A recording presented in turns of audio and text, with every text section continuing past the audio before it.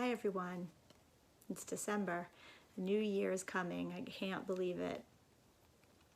And as we approach the new year, I like to think about new beginnings and possibilities. But over the years, I've learned to really dislike New Year's resolutions. So many times I've made promises to myself that I failed to keep. This year I'm going to go to the gym, and then inevitably by the end of January, I stop going to the gym. Am I alone? Have you ever failed to keep a New Year's resolution for yourself? And then you feel even worse about it? So a few years ago, I resolved to stop making New Year's resolutions. Instead, I found a new way to sort of approach the spirit of the new year while still feeling good about myself. And this year, I invite you guys all to join me.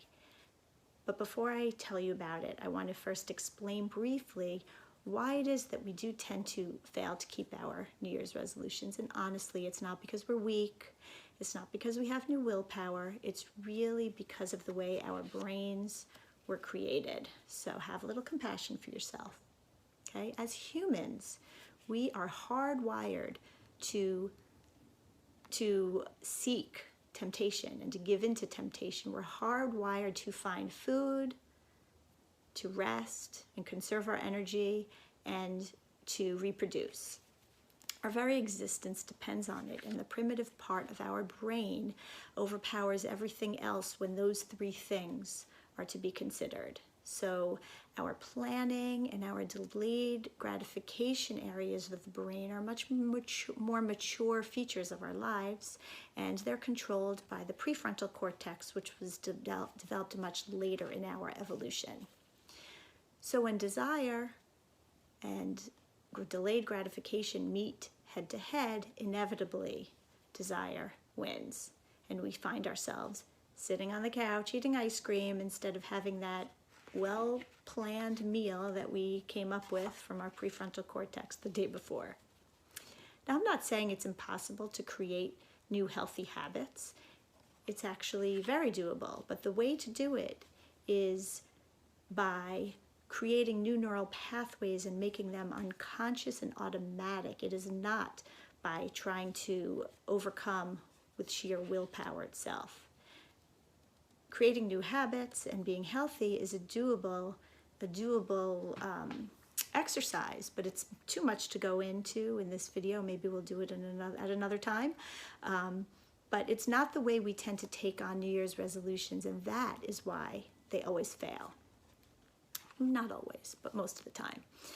And so with that, I invite you to join me with my new practice, which is choosing a word of the year. Now, the concept behind the word of the year is that this word represents a theme that you want to live by, a theme that will sort of guide your decisions and your thoughts over the year to help you make some positive changes in your life. So for example, my first 2 years, I chose the words contentment and balance. And those words were really focused on my own self-care. After those two, I focused on the word gratitude.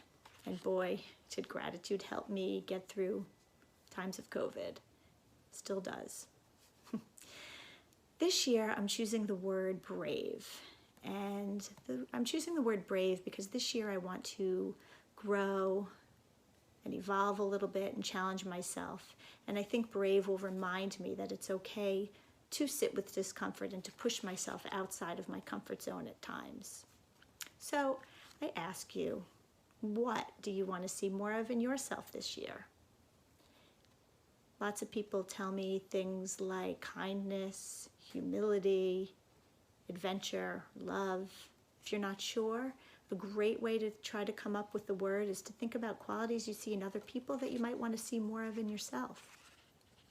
You could Google word of the year and get some ideas that way. So think about it. Join me, if you will. Pick a word. I'd love to hear what it is. If you feel comfortable, you could even post it on the comments below. And I wish everybody a happy and healthy holiday season, and look forward to speaking with you soon. Thanks.